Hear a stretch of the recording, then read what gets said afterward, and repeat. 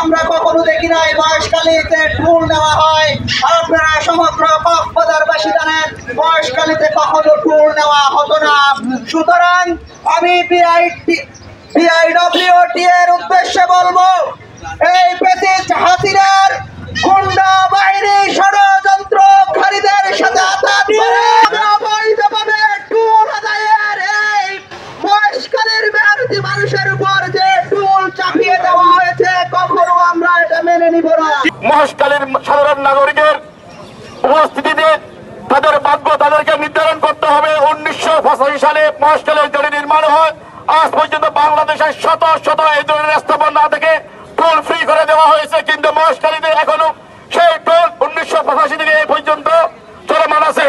এই পর্যায়ে প্রশাসনের প্রতি সুস্পষ্টভাবে আমরা বলতে চাই, মহেশখালীর 5 লক্ষ মানুষের যোগাযোগের যে একমাত্র ব্যবস্থা, সেই ব্যবস্থা নিয়ে কোন ধরনের দুর্নীতি অব্যবস্থাপনা আপনারা করবেন না।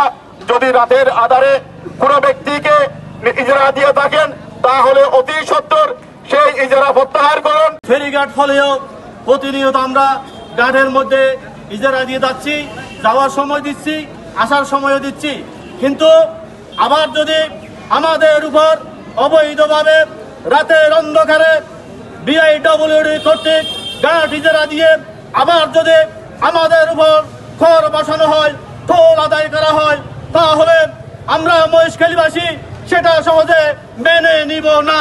রাতের অন্ধকারে নিয়ম নীতি উপেক্ষা করে যে অবৈধভাবে ঘাট ইজারা দেওয়া হয়েছে, সেই ইজারা অবিলম্বে বাতিল করতে হবে। যদি বাতিল করা না হয়, তাহলে আমরা মহেশখালীবাসী আগামীতে বৃহত্তর আন্দোলনে দেওয়ার সিদ্ধান্ত নিব।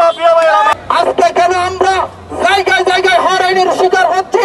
আপনারা বিআইডব্লিউটি 1 বছরের মধ্যে 1.5 কোটি টাকার উপরে আপনারা রাজস্ব পাই থাকেন। মহেশখালীর মানুষকে কি সুবিধা দিয়েছেন আপনারা? জনগণকে মুক্ত করেন আজকে এসে আপনারা।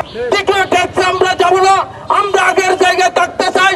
পুনরায় যদি কি কোন ষড়যন্ত্র করে আমাদের মহেশখালীর মানুষের উপর হয়রানি করা হয়, নির্যাতন করা হয়, তীব্র থেকে তীব্র প্রতিবাদ করা হবে। এই ঘাটটি যারা দিয়েছেন, এই ঘাটটি যারা দেওয়ার খবর শুনে আমরা মহেশখালীবাসী খুবই হতভম্ব হয়েছে। আমি এই ঘাটের যারা দিয়েছে তাদের বিরুদ্ধে তীব্র প্রতিবাদ ও নিন্দা জানাচ্ছি।